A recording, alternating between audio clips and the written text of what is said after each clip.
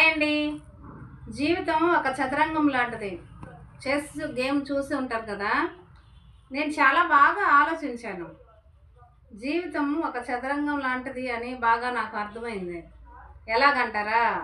రాజు వచ్చి కుటుంబ యజమాని, మంత్రి వచ్చి కుటుంబ యజమానురాలు, అటు ఇటు ఉండే ఏనుగులు వచ్చి కూతురు అల్లుడు, సైన్యాధిపతులు వచ్చి కోడలు కొడుకు.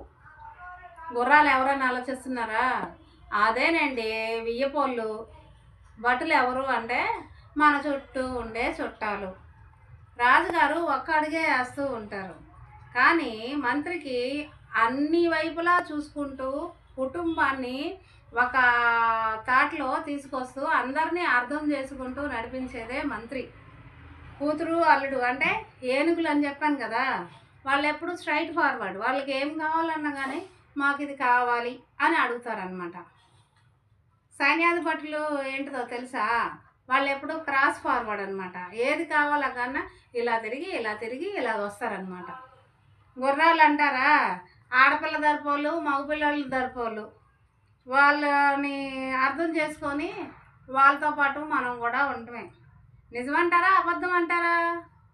భటులు ఎవరు అంటే మన ఇరుగు పొరుగు చుట్టాలు, రిలేషన్స్, కోలిక్స్. నిజమే, జీవితం చదరంగం లాంటిది అన్నోళ్ళు కామెంట్ చేయండి. ఏ ఊరో కూడా కామెంట్ చేయండి.